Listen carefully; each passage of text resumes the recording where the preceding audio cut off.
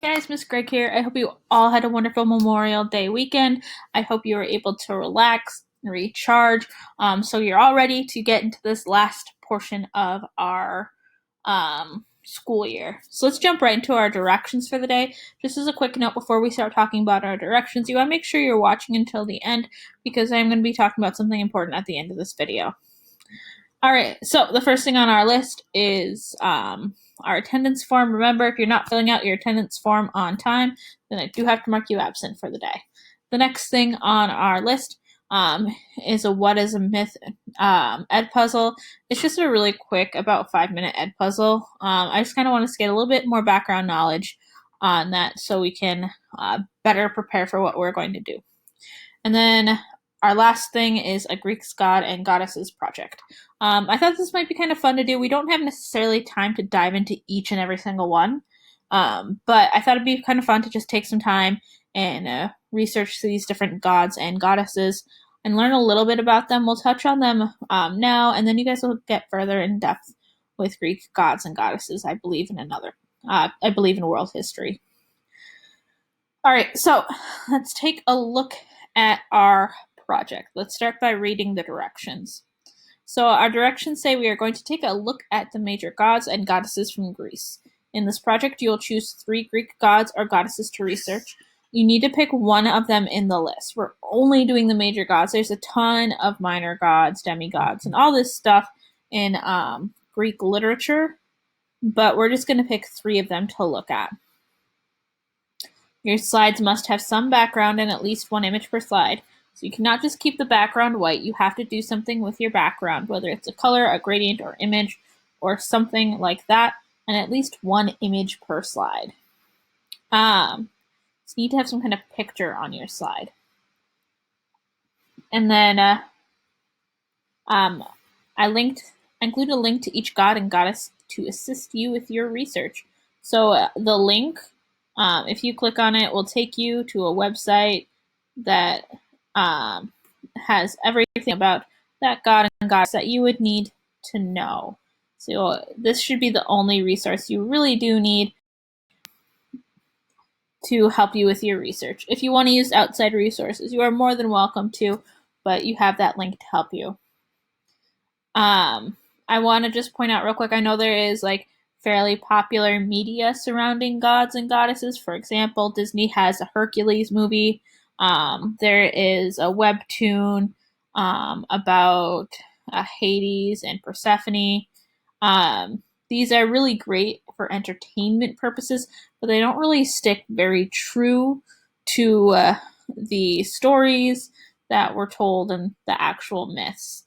So please make sure you're actually doing your research, reading through the research, so you understand exactly what you're looking at in that myth and that god's myths and that god's information surrounding them. All right, so now that we've looked at this, I just want to show you real quick the slideshow. So I did put this together in order to assist you guys when doing your research. So you'll fill out one of these for each god and goddess. So the first thing you're going to do is you're going to put the name of the god or goddess. The second slide is going to be their role in Greek mythology. So what was their role? What were they? What was their powers? What were they the god or goddess of? And what did they do? What was their big role? Our next slide says origin of name. So where did their name come from? Each god and goddess has a specific reason for their name. So what is your god or goddess's reason for their name? The next one is their origin story. Each god and goddess has a specific origin story about how they were birthed or where they came from, or who are their parents. So what is their specific origin story? Who are their parents? This plays a really big role in a lot of Greek gods and goddesses' lives because their parents are going to influence where they line up in the Greek hierarchy. So, for example, Zeus is the king of the gods. So one of Zeus's kids might be a little bit higher up in the hierarchy than someone else. It also plays a big role in how these gods and goddesses are perceived too as well. The next one is who are their spouses. I included multiple because some Greek gods and goddesses have been married more than one time. So make sure you're reading to make sure that if your Greek god or goddess was married more than once, that you are including that information. Who are their children? So most Greek gods and goddesses have children, and they're not considered major gods; they're considered minor gods within Greek mythology, or demigods, or titans, just depending on who they had the kid with. Our next one is who are their other family members. So this would be like brothers or sisters or cousins.